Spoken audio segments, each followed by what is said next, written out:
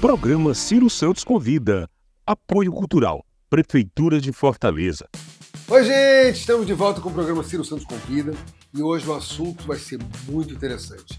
Vou começar com o Dr. Ebenezer Bandeira, que é um médico da família, que vai tirar super dúvidas, não só minhas como de vocês, sobre o tratamento de medicina preventiva, medicina do SUS, principalmente. Muito obrigado pela presença, doutor.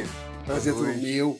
Vamos tirar dúvidas dessa turma aí em casa, né? Perfeito. Falar só um pouquinho sobre o SUS, porque normalmente as pessoas acham que o SUS só faz o básico. Não, e o SUS não só faz o básico.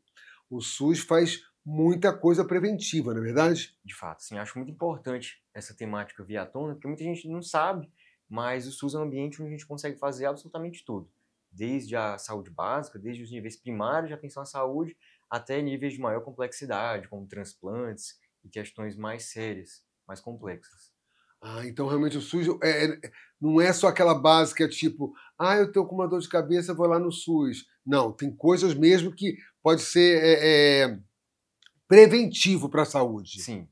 Um dos princípios normativos do SUS é a integralidade. Isso defende exatamente isso, que desde o momento da prevenção ao momento do diagnóstico, do acompanhamento, seja o acompanhamento a nível de atenção primária, seja o acompanhamento a nível de atenção secundária, terciária, com especialistas focais, tudo isso, a priori, é coberto pelo SUS. Então, por isso o senhor é um médico integral, um médico de família, que é um médico que trata de forma integral. Exato. Certo? Dentro do SUS, né, e dentro dos níveis de atenção, inclusive no setor privado, a gente divide a atenção em níveis, né, e a atenção primária é ali a base, é onde justamente o médico de família atua.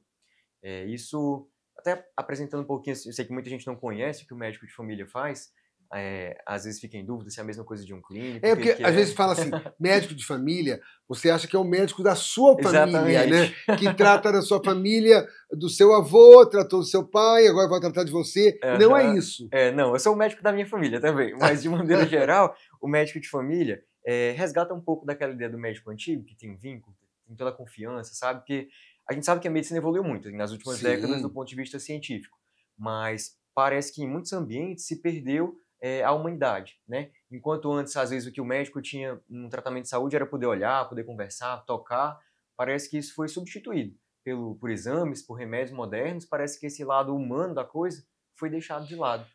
Essa semana eu estava brincando, dizendo que assim, um amigo nosso se viu, foi fazer, estava se passando mal e foi fazer os exames e se viu com tuberculose. Sim. E eu falei, tá no começo? Tem solução. Porque hoje, tipo, o HIV não mata, uma tuberculose, uma pneumonia não mata, se você for no princípio cuidar. Uhum. A Covid mata. A Covid pode matar. Mas hoje, há 20 anos atrás, há 30 anos atrás, o AIDS matava. Sim. Hoje não. Se você, por acaso, tiver com vírus, toma um coquetel. Eu tenho amigos, por exemplo, do Rio de Janeiro, que estão há 30 anos com vírus, vivendo normalmente. De fato. Né? Mas tudo tem que ser preventivamente, tipo, Sim. até um câncer de próstata. Por que se faz a necessidade? A partir de quantos anos? Vou falar isso de câncer de próstata, que é muito importante, porque o homem tem muitos tabus.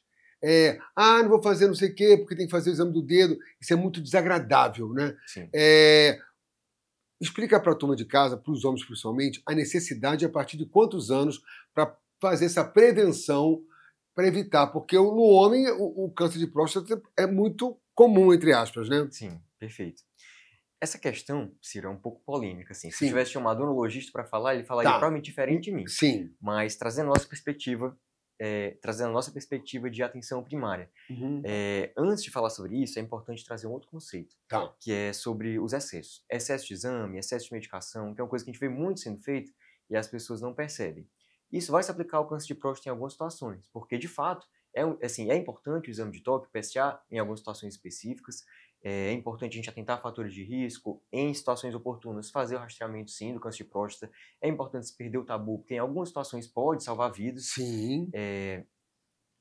Mas, até uma coisa curiosa, não é todos os homens que precisam fazer o toque, o exame de toque. Tá um pouco diferente da questão do rastreamento de câncer de mama nas mulheres, por exemplo. Tudo que a gente busca fazer de intervenção, principalmente intervenção preventiva, em pessoas supostamente saudáveis, Tá. a gente tem que ponderar o quanto a gente vai causar de dano. Tudo que a Ah, gente faz tem os dois lados da balança, né? Vou trazer um exemplo bem clássico que muita gente erra, muitos médicos erram mesmo. Rastrear câncer de tireoide. Tem muito médico que pede de rotina ultrassonografia de tireoide para rastrear câncer de tireoide. Conheço muitos colegas que fazem isso, muitos pacientes gostam, valorizam isso, né? Até em detrimento daquilo que a gente falou, a perda do vínculo, os pacientes depositam a expectativa em exame, em medicação. Então a gente vê muitos colegas solicitando de rotina ultrassom de tireoide. A ciência já mostrou com todas as letras que isso não é benéfico, que traz mais malefício do que benefício. Vai diagnosticar mais câncer de tireoide, rastrear numa pessoa sem sintoma. Diferente de uma pessoa que tem sintoma, que está sentindo, enfim, tem algum sintoma local, algum sintoma sistêmico, como febre, perda de peso, aumento de tireoide, nodulação palpável, que é outra história.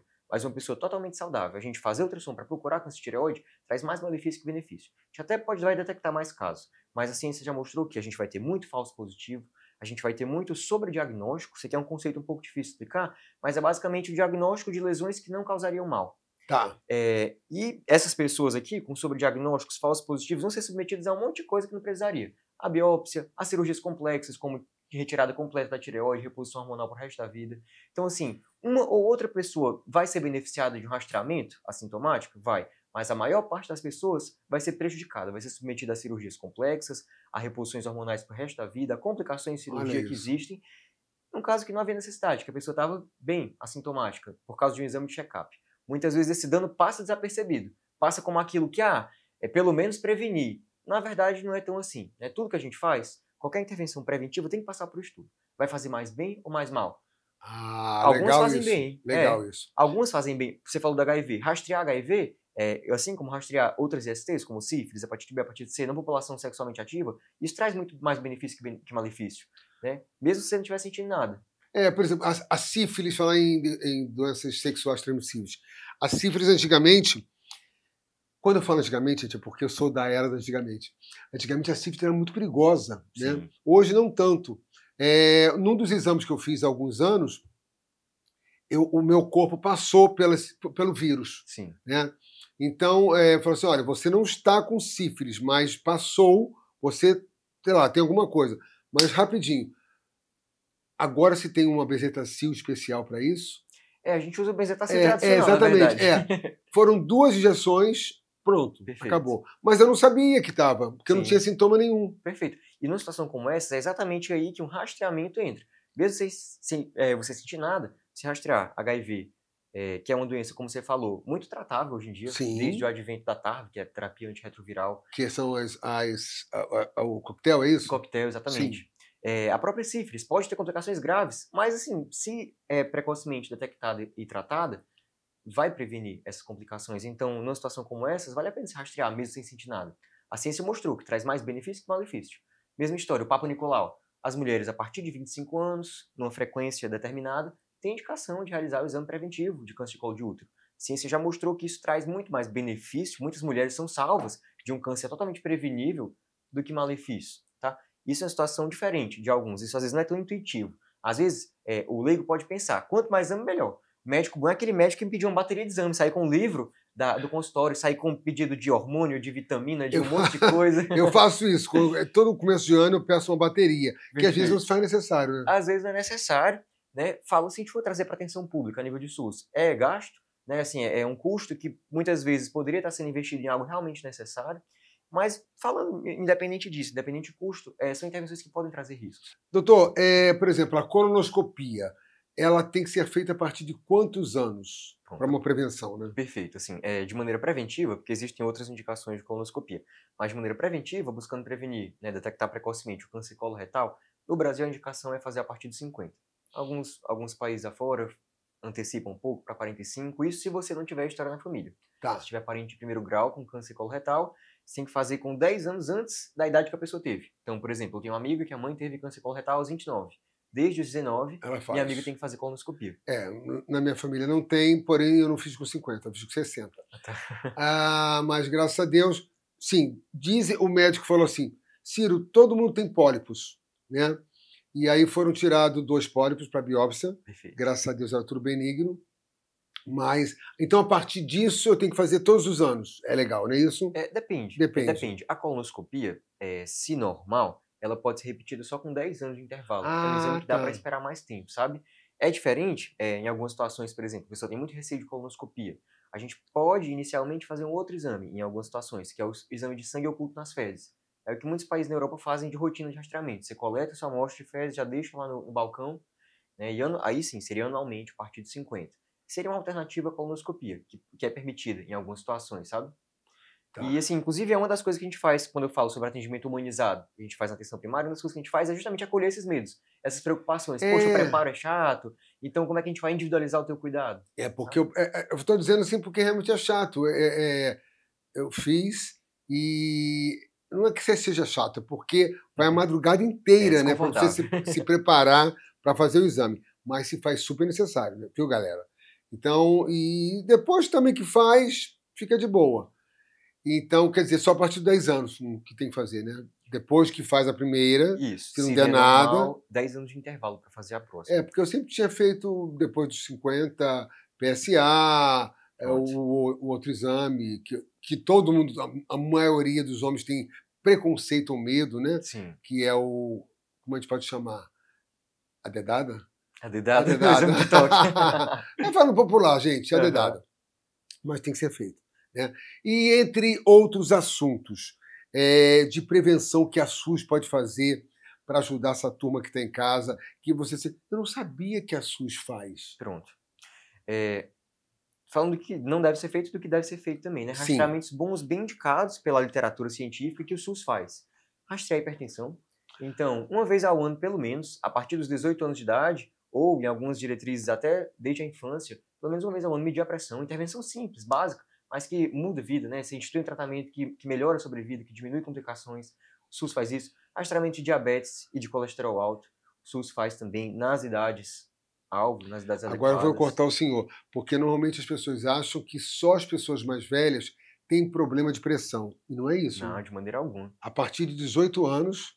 Em algumas diretrizes externas, se recomenda que desde os 3 anos de idade, mas pelo menos a partir dos 18, uma vez ao ano, no mínimo, você deve fazer uma aferição da pressão.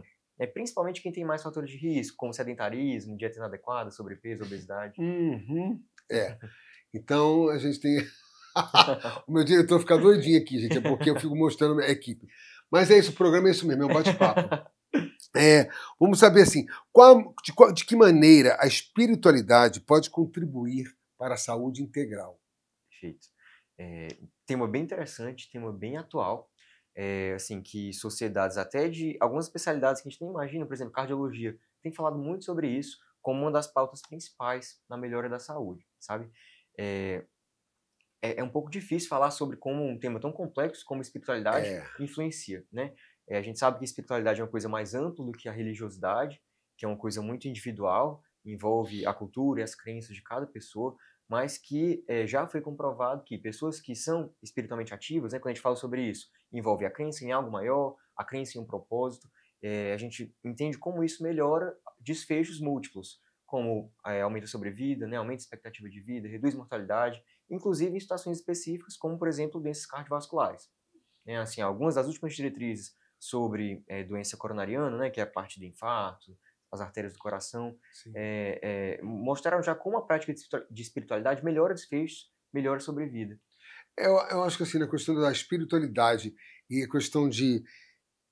É uma coisa muito louca, né? Porque eu que já tive crise da síndrome acelerada, uma época eu achei que eu fosse morrer. Sim. Porque eu sentia meu braço dormente, a pressão ia ao coração, eu falei, não, gente, eu tenho que ir para pronto-cardio. Eu ia ao pronto-cardio 2 vezes, 3 vezes a semana. Sim. E não era nada. Os exames estavam todos perfeitos, galera. Era simplesmente efeitos psicossomáticos. Sim. Porque quando joga para o cérebro joga para o teu corpo. Com certeza. Né? É uma coisa só ali. É uma coisa só. E aí você acha que você realmente vai morrer. Entendeu? Mas eu vou falar sobre isso depois do intervalo, porque eu não morri e nem vou morrer tão cedo. Pera aí, gente. Ciro Santos convida a volta já já. Vem, pode vir! Pronto! Chegou! O trabalho tá na pista! boa, minha prefeitura! O novo programa da Prefeitura de Fortaleza vai restaurar as vias, levar o trabalho pra pista, pra melhorar a vida do cidadão. E vai usar a rua, dos trinks. A pista é boa mesmo, viu? Tô dizendo! E as equipes já estão trabalhando por toda a cidade. Tudo pra deixar as ruas naquele modelo, do jeitinho que nossa Fortaleza merece. Trabalho tá na pista, é a cidade ganhando um novo caminho. Prefeitura de Fortaleza, capital de todos.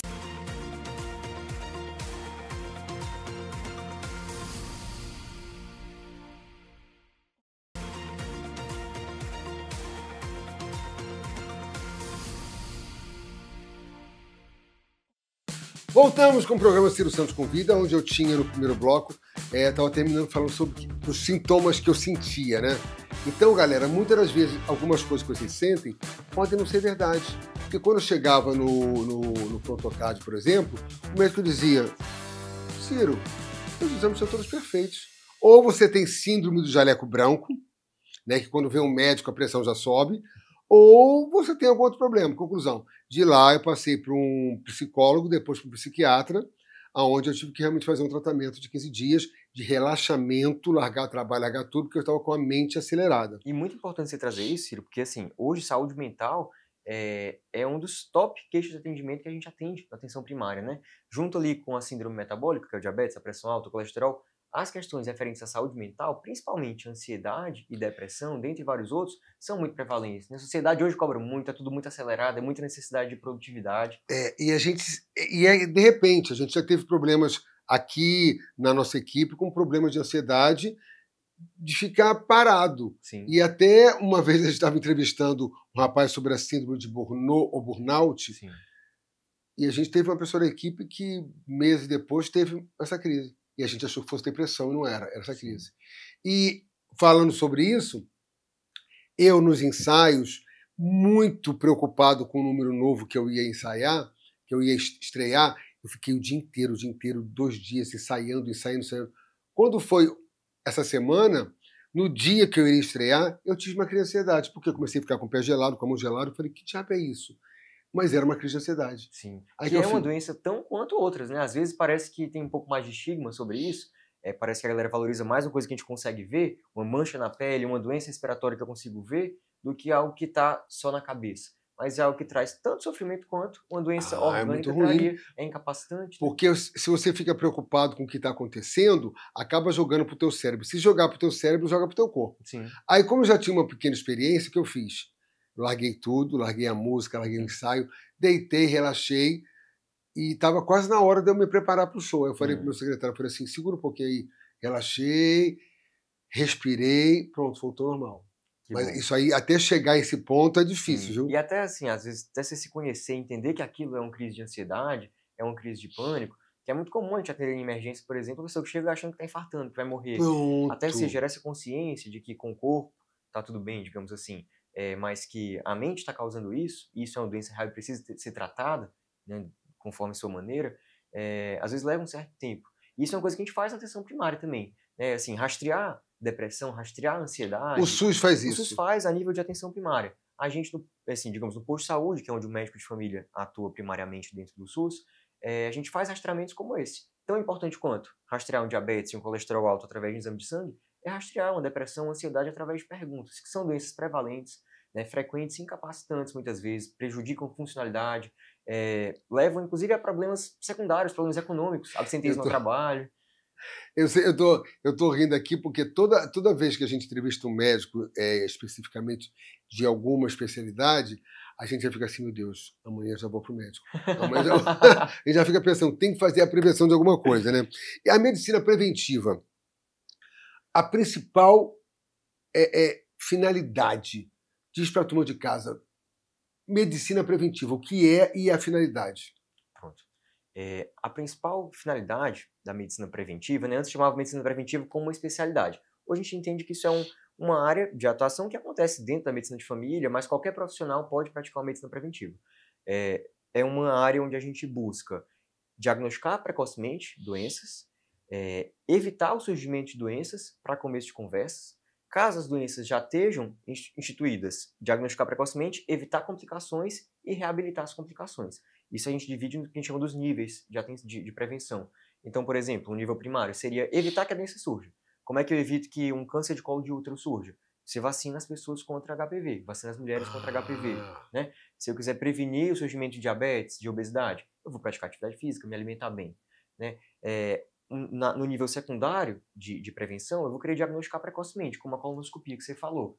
Eu vou querer detectar um câncer coloretal que não estava manifestando nenhum sintoma. Graças a Deus, que eu passei 10 anos, mas estava tudo bem. Sim. E nos outros níveis de atenção, a gente vai também detectar precocemente, rastrear complicações, reabilitar. Então, a pessoa, por exemplo, teve um AVC e vai ter múltiplas complicações do AVC. Complicações motoras, complicações relacionadas à fala, à deglutição. A gente vai reabilitar essas complicações e vale ressaltar prevenção quaternária, o termo que a gente fala muito na medicina de família, é prevenir danos causados por nós médicos. Prevenir danos causados por nós médicos, por exemplo, com os excessos que a gente está falando. Os excessos que você falou, exatamente.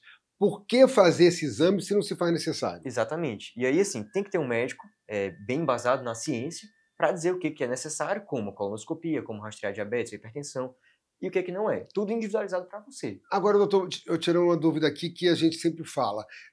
O que é demais acaba atrapalhando. Perfeito. Tem gente que tem dor de cabeça Tá. e vive tomando todo dia remédio para dor de cabeça. Daqui a um tempo, esse remédio vai virar farinha, não vai? Porque já não vai fazer mais efeito. Isso pode levar a uma cronificação da dor de cabeça. E tem um termo para isso, que é uma cefaleia crônica diária associada a abuso de analgésicos. Então, meio que o corpo se adapta, digamos assim, e isso isso perpetua as crises de dor de cabeça. Isso pode acontecer sim, além de, em algumas situações, poder estar mascarando outras situações que precisam ser tratadas, sejam patologias mais graves, sejam, por exemplo, ansiedade, que pode estar se manifestando como uma dor de cabeça. Tá. Eu vou fazer outra pergunta, porque como aqui nesse programa a gente tira as perguntas, fala de mim, porque quando eu falo de mim, alguém em casa pode ter tido. Perfeito, estou aqui para isso mesmo. Eu tenho hiperplasia benigna da próstata, que surgiu silenciosamente. Como é que eu descobri? Eu tenho um problema de cálculo renal. Uma vez eu estava fazendo um show, e nesse show eu não transpirei.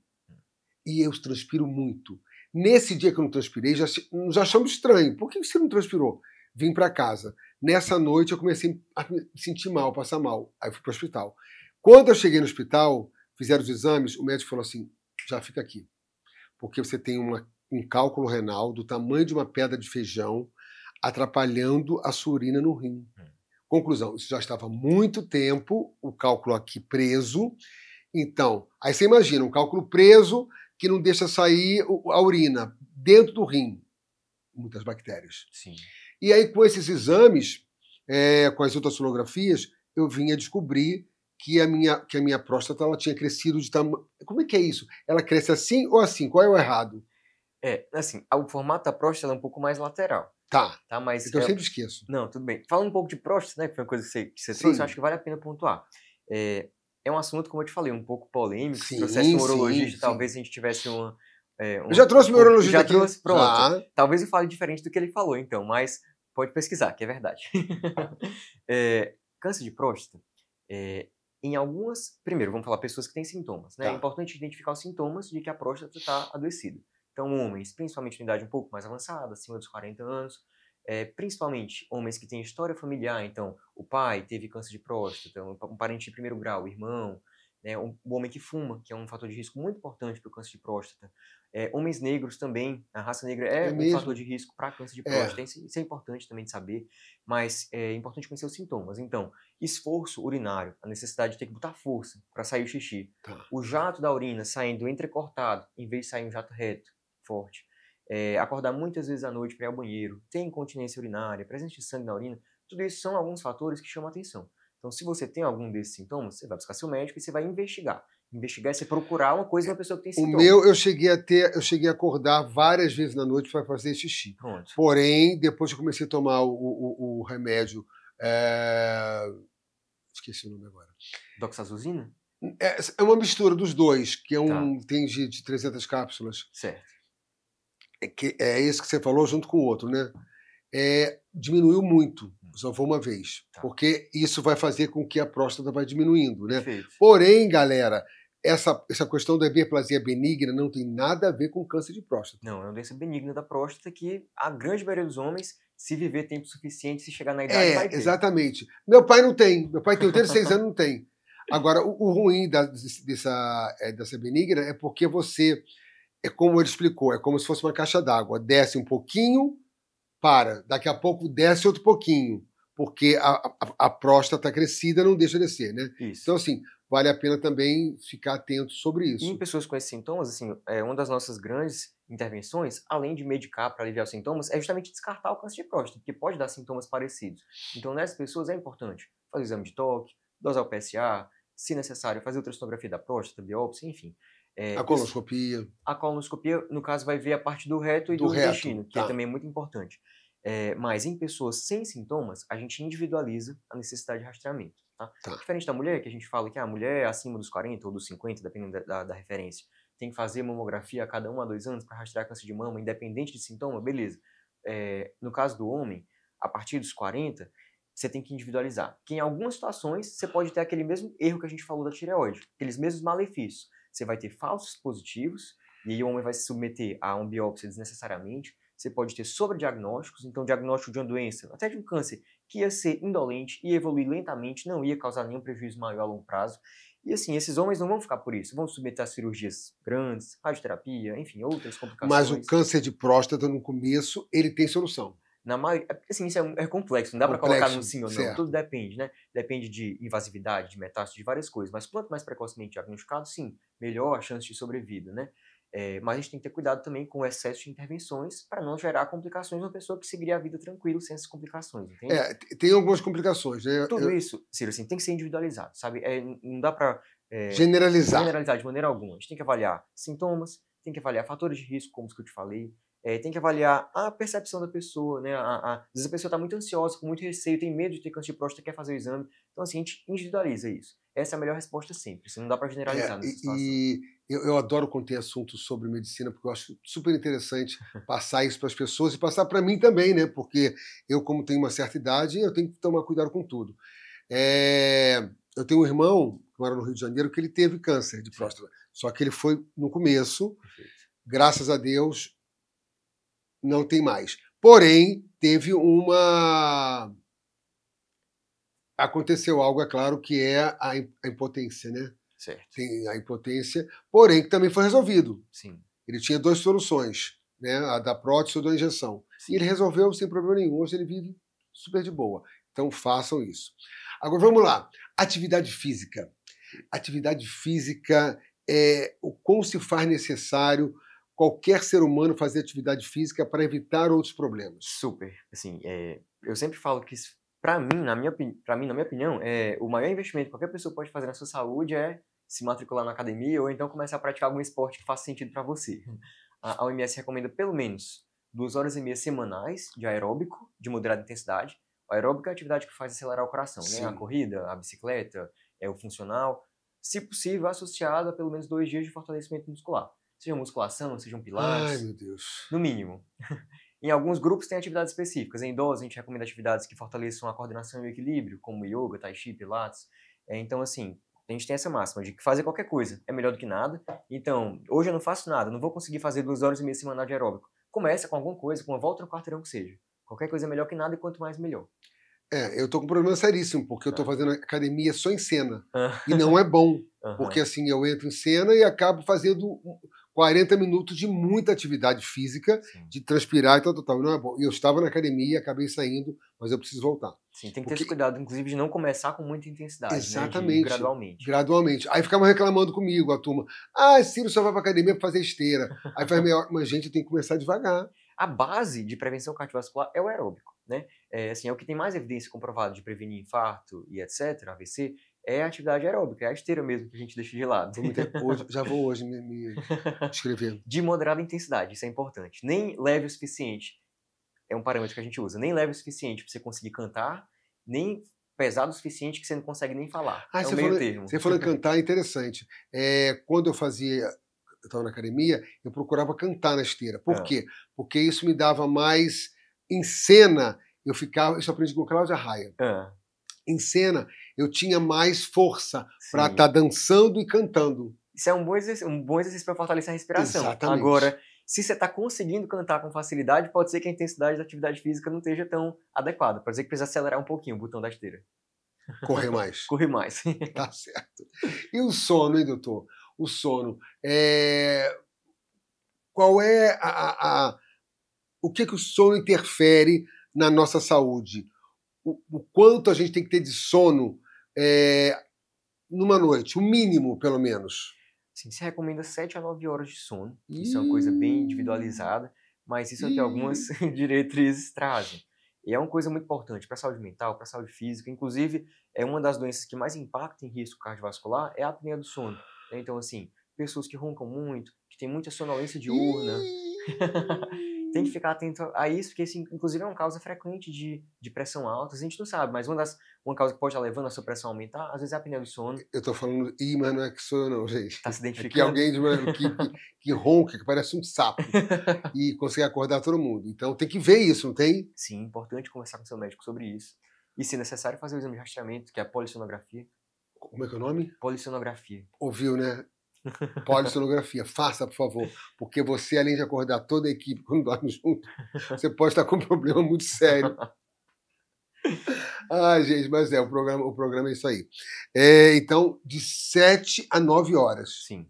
Outros hábitos importantes. Alimentação adequada, então evitar consumo de alimentos ultraprocessados, dá preferência a processados, alimentos gordurosos. Dá preferência a comida de verdade, então assim, alimentos in natura, né?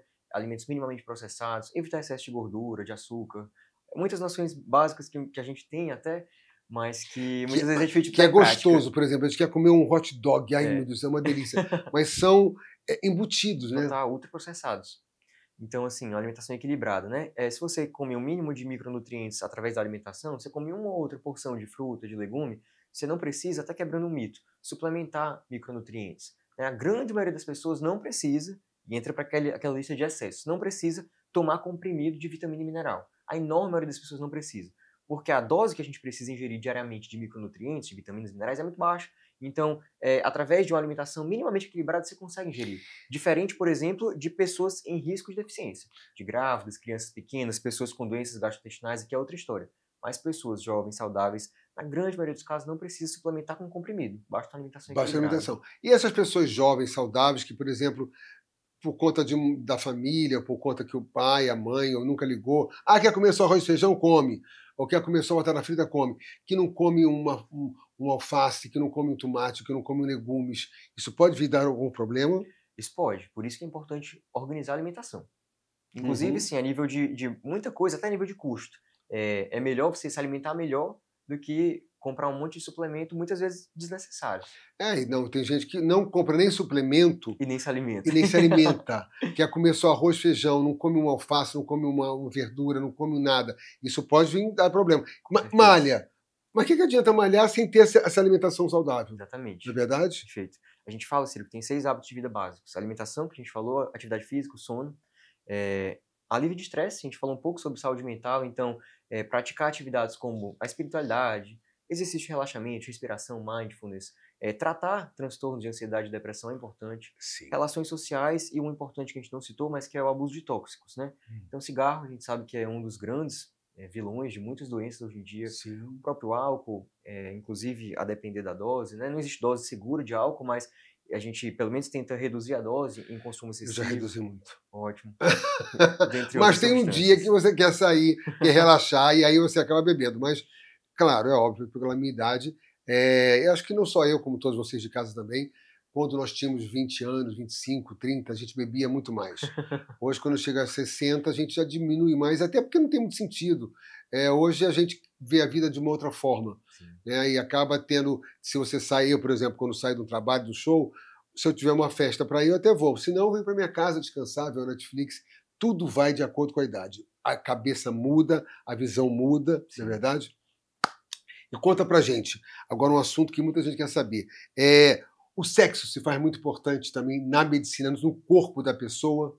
Sim, assim, a abordagem de sexualidade é uma coisa que a gente faz, inclusive nas consultas preventivas. Olha aí, o SUS também faz isso, hein, sim. gente? Na atenção primária a gente faz tudo isso, é importante, porque é um pilar das necessidades humanas e, se praticado de maneira saudável, leva a benefícios. Se praticado de maneira inadequada, pode levar a muitos malefícios, né? Tá. Malefícios que envolvem saúde mental, né? Então, algumas questões relativas à sexualidade podem levar a prejuízo de saúde mental. transmissão de ISTs, gravidez indesejada. A gente faz o planejamento familiar nas consultas no SUS, inclusive. Então, por exemplo, inserção de DIU, prescrição de contraceptivos, rastreamento e tratamento de ISTs. Tudo isso faz parte da nossa abordagem. ISTs? Infecções sexualmente transmissíveis. Ah, tá. Antes a gente chamava muito de DST, né? A gente chama mais de IST hoje, a gente entende que nem sempre a infecção se manifesta como doença. Às vezes a pessoa está assintomática. Então a gente chama hoje de ISTs. Ah, tá. Tira uma dúvida para mim. Manda. E eu tive um convidado, um amigo meu que mora fora do país, e quando ele veio para cá, ele falou assim: Ciro, eu trouxe PrEP para você. Eu falei assim: mas PrEP? Para quê? Não, porque lá a gente usa muito PrEP. Mas eu não sou nem um ator pornô, nem nada, e nem faço isso. Tem muita gente que acha que o PrEP ele é realmente um preventivo para o HIV, mas não é, né? Ele é realmente? O PrEP é um remédio muito eficaz na prevenção contra HIV, com eficácia de quase de 100% contra HIV. Mesmo? É um dos grandes adventos da infectologia moderna. Inclusive disponível pelo SUS gratuitamente, certo? Para quem, principalmente para pessoas com exposição sexual de risco um pouco maior. Uhum. A PrEP não dispensa o uso da camisinha. Sim. Por motivos como a gente falou da gravidez e também outras doenças, outros né? STs que não são prevenidas pela PrEP. A PrEP previne contra HIV, que é espetacular. Espetacular, e muito bom, prescreve gente. bastante. A gente gerencia ali o risco, né, de exposição sexual durante a consulta, e uma das ferramentas é a PrEP. E tu sabia que tem gente que não sabe isso? Então você, de repente, o SUS ele fornece PrEP gratuitamente? Sim. Você pode, para muito disso que a gente está falando, que o SUS fornece, assim... Peraí, vamos falar depois do comercial, porque esse é um assunto Spoiler. Muito bacana. Porque isso aí tem gente que não sabe. Eu, por exemplo, não sabia que o SUS fornecia o PrEP gratuitamente. Ciro Santos convida a volta já com esse assunto maravilhoso, com esse doutor que está explicando só tudo pra gente. Fique aí.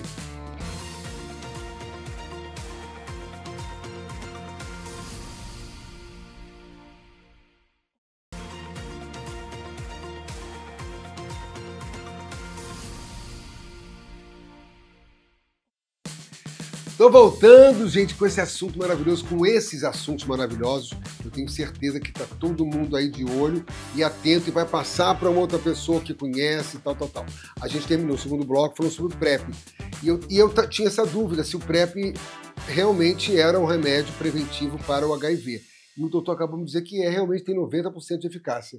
Isso. Chega próximo a 100%, eficácia altíssima. É tomado antes ou depois a PrEP é tomada antes. É até importante diferenciar que existe a PrEP e a PEP. Tá? A PrEP é uma medicação que você começa, a depender da situação, né, pelo menos 48 horas, às vezes um pouco antes, e mantém uma certa quantidade de dias após a última exposição sexual de risco.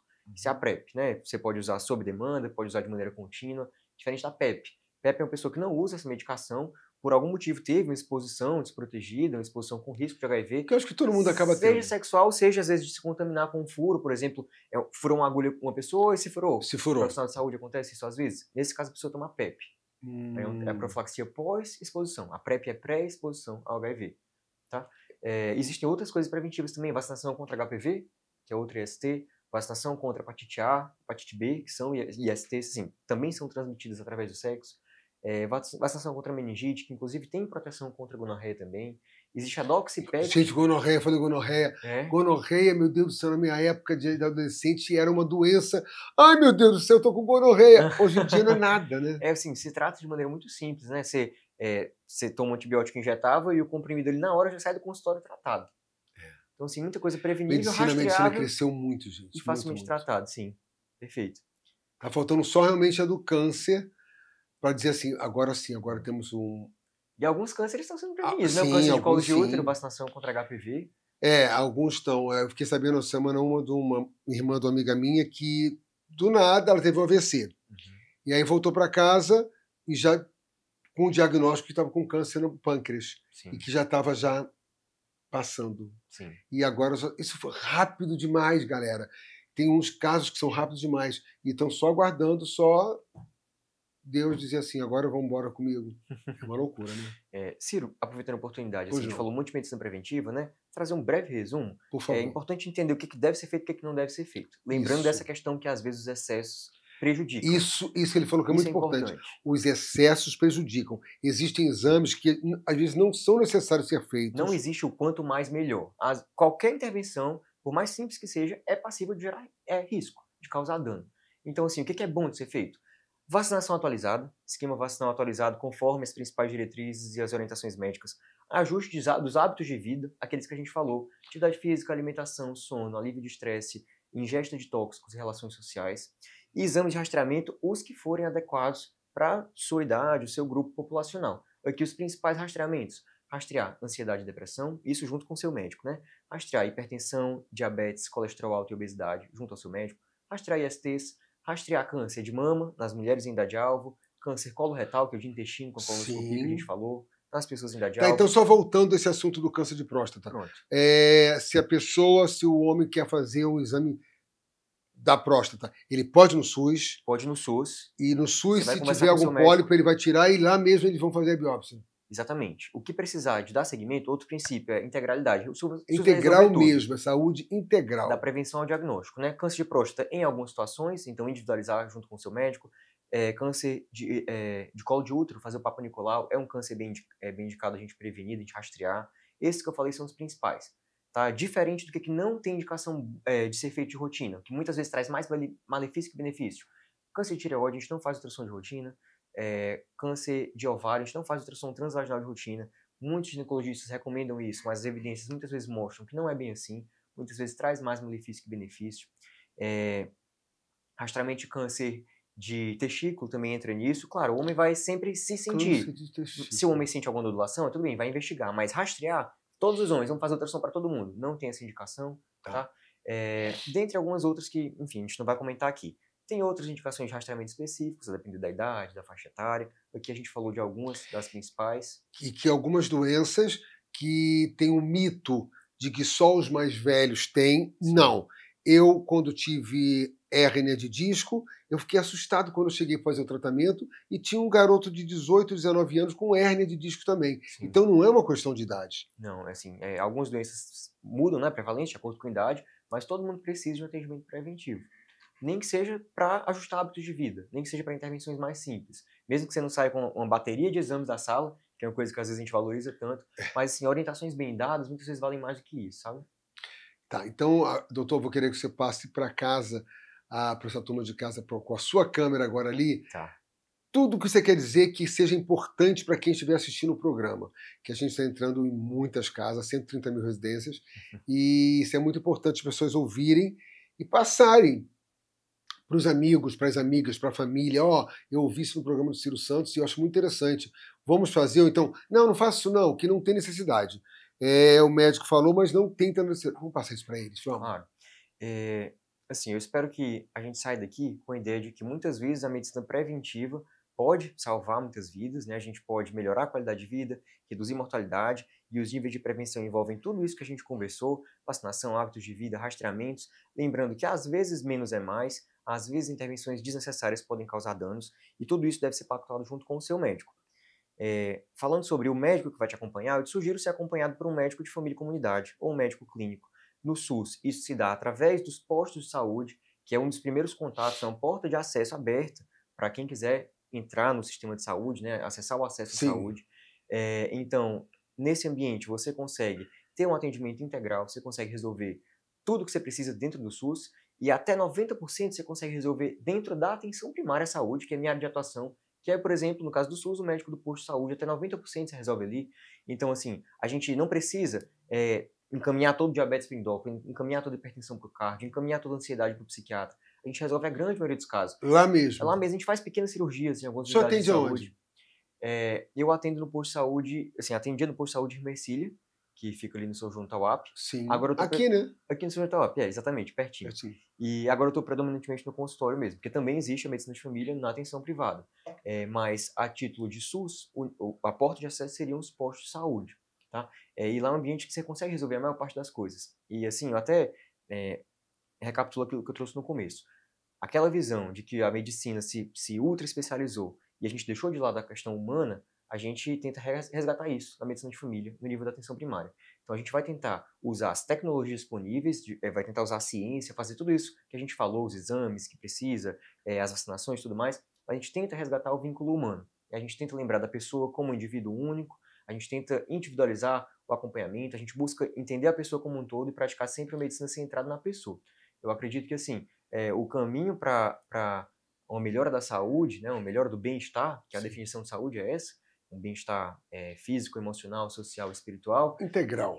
Exatamente, um bem-estar integral. Na minha opinião, assim, o caminho para isso é justamente uma valorização do SUS, principalmente uma valorização da atenção primária à saúde, e um empoderamento das pessoas de se empoderarem com o seu próprio cuidado, né, com os hábitos de vida, com esse senso de responsabilidade. O SUS está bem melhor do que, de repente, a gente imaginava. Né? Porque tem gente que tem uma visão que o SUS não faz o que ela precisa. Sim. E faz. Faz sim. Tem a total integração, tem um cuidado total com você. Tá? Eu vou perguntar um negócio que eu tinha esquecido. Na hora? Tá tendo muitas viroses por aí, né? Uhum. Viroses gripais e tal. Virose de temporada, podemos dizer. Como é que é isso, doutor? Tem temporada de virose mesmo? Assim, tem essa variação sazonal, de acordo com a estação. E esse nosso clima é louco, né? Você vê, o calor danado e a madrugada choveu. Tem sim essa relação. Vacinação, pelo menos contra as preveníveis, né? Covid e influenza, por exemplo. Sim. Isso já previne contra as infecções mais graves.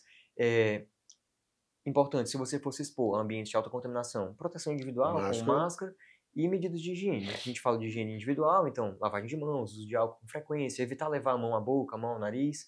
E, a nível macro de saúde, higiene e saúde pública, né? Medidas sanitárias também para reduzir a transmissão de infecções fecais orais. A gente está...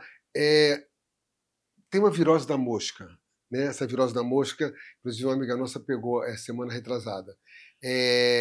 Que não é sempre que acontece, mas são períodos X. Sim. E agora a gente está com vários hospitais muito cheios com crise gripal. Sim. Isso é Brasil, a nível Brasil. Sim. É verdade? As infecções respiratórias, né? Então as gripes, principalmente, as pneumonias, e as infecções gastrointestinais, as diarreias, por exemplo, na maior parte dos casos, quadros virais resolvem sozinhos, sem precisar de antibiótico, geralmente são quadros mais leves, são o top 1 de demandas mais prevalentes, de infecções mais prevalentes que a gente atende a nível de consultas de urgência, sabe?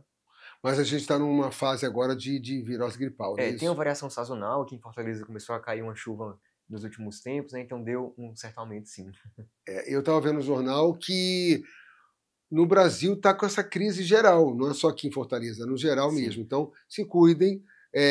Um própolis, um limão, um mel, né? Não custa nada também a medicina natural.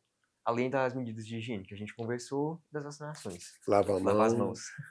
Não levar a mão na boca. Exatamente. Não corroer a unha. Porque às vezes as pessoas esquecem disso. Sim, né? Perfeito. Então, qual é a sua dica? Mais dicas, eu quero mais dicas. Faz um acompanhamento médico de rotina, preventivo, evitar excessos, praticar atividade física. Acompanhamento médico de rotina. De quanto em quanto tempo a gente deve ir ao médico? Isso assim, na literatura, isso tem mais para grupos específicos. Por exemplo, a gestante, no começo da gravidez, tem que ir a cada mês, depois a cada 2 semanas, depois a cada semana. Tem o calendário de consultas do bebê. No caso do adulto, isso não é uma coisa tão estabelecida. Tá. Ele sugere, de maneira meio genérica e meio empírica, uma avaliação pelo menos anual. Tá. E aí, se nessa avaliação for detectada alguma condição de risco, com maior frequência. Paciente com diabetes, com pressão alta, a cada 3 meses. Então, a depender da sua E a diabetes situação. é tão fácil hoje. Você vai numa farmácia, você compra um produto, eles oferecem. Você quer fazer um testezinho aqui de diabetes, pressão, não custa nada. Sim, aquele teste de ponta de dedo não é suficiente para o diagnóstico, Tá. vale ressaltar isso. É importante os exames de sangue mesmo, com, enfim, uma avaliação um pouco mais completa. Até porque varia se você tomou café, se você comeu alguma coisa antes, Exatamente, é isso? varia conforme o seu estado de alimentação. E quais são as políticas públicas brasileiras que promovem essa medicina preventiva? Pronto. A gente tem a PNAB, que é a Política Nacional de Atenção Básica. Ela é que rege a maior parte das ações relativas à atenção primária no SUS. Então, muito disso que a gente está falando aqui integralidade do cuidado, universalidade do cuidado, que envolve, assim, todas as pessoas podem ter acesso ao SUS, independente de idade, de gênero, de grupo social, todas as pessoas têm acesso ao SUS. A questão da longitudinalidade, que é o acompanhamento ao longo da vida realizado na atenção primária, a questão da porta de acesso, de ter uma porta de acesso aberta, onde a qualquer momento você consegue atendimento em saúde. Então, vários desses princípios que a gente está falando são regidos pela PNAB, que é a Política Nacional de Atenção Básica, e a gente tem as 2 grandes leis federais que regem o SUS e o funcionamento do SUS, que é a Lei 8080 e a Lei 8142. Essas são as principais políticas que a gente tem. Beleza. E a gente pode ter esse acesso pelo celular, né? Pelo Sim. celular a gente pode baixar deixa eu ver se eu lembro. Alguém sabe da produção? Mas a gente vai colocar aqui, né? Ó, tem um aplicativo que é o Mais Saúde Fortaleza. Esse aplicativo, assim, para os habitantes da cidade, claro, tem facilitado muito, inclusive, a comunicação, informações relativas a agendamento de exame, de Mais consulta. Saúde Fortaleza. Podem baixar o aplicativo, galera daqui de Fortaleza. Já é uma dica que facilita, né? Quem quiser dar uma lida nas políticas, tem coisa interessante, né? Se fala, inclusive, sobre a participação popular. Muita gente não conhece os conselhos de saúde, que a própria população pode comparecer e se manifestar e se posicionar, opinar sobre as medidas em saúde pública da cidade. A gente não sabe, acha que está tudo nas mãos do governante. Mas a participação popular é uma das bases da atenção primária, então, do SUS de maneira geral. Quem tiver interesse pode buscar o Conselho de Saúde para se posicionar, dar sua opinião.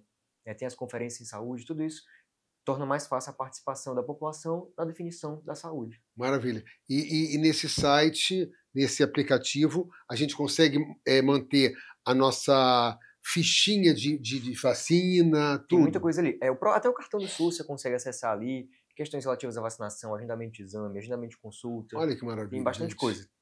Fica a dica. Então, fica a dica, né? Fica a dica. Então, gente, olha, há muito tempo que não passava um programa tão rápido. 1 hora passou assim, voando, sério. Coisa boa. E a gente tinha, acho que muito mais que falar, não posso falar mais, né? Deixa eu ver aqui. Acho que a gente falou tudo. Fala alguma coisa, doutor. Só vamos terminar, vamos dar um tchau. Peraí, do diretor. Dá um tchau aqui pro pessoal falando, lembrem disso. Lembrem de buscar um médico de família para te acompanhar, praticar as medidas preventivas e medidas de tratamento, seja no SUS, inicialmente partindo dos postos de saúde, seja no setor privado. Precisando, a gente tá aqui, a gente pode deixar as redes sociais, né? Caso pode, dúvida, claro. Instagram, @ebenezerbandeira. Se tiverem alguma dúvida, podem mandar mensagem, interagir com vocês lá. Maravilha. Estamos aqui. Gente, muito obrigado. Prazer. Foi fantástico. Foi fantástico. Eu adorei. Ciro Santos convida, sábado que vem, 19 horas, aqui na sua TVC. Não perde não, tem sempre dicas boas. Aguardo vocês. Tchau, tchau.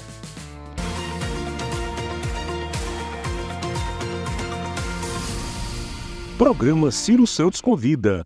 Apoio Cultural. Prefeitura de Fortaleza. Vem, pode vir! Pronto! Chegou! O trabalho tá na pista! Boa, minha prefeitura! O novo programa da Prefeitura de Fortaleza vai restaurar as vias, levar o trabalho pra pista, pra melhorar a vida do cidadão que vai usar a rua, dos trinks. A pista é boa mesmo, viu? Tô dizendo! E as equipes já estão trabalhando por toda a cidade, tudo pra deixar as ruas naquele modelo, do jeitinho que nossa Fortaleza merece. Trabalho tá na pista, é a cidade ganhando um novo caminho. Prefeitura de Fortaleza, capital de todos.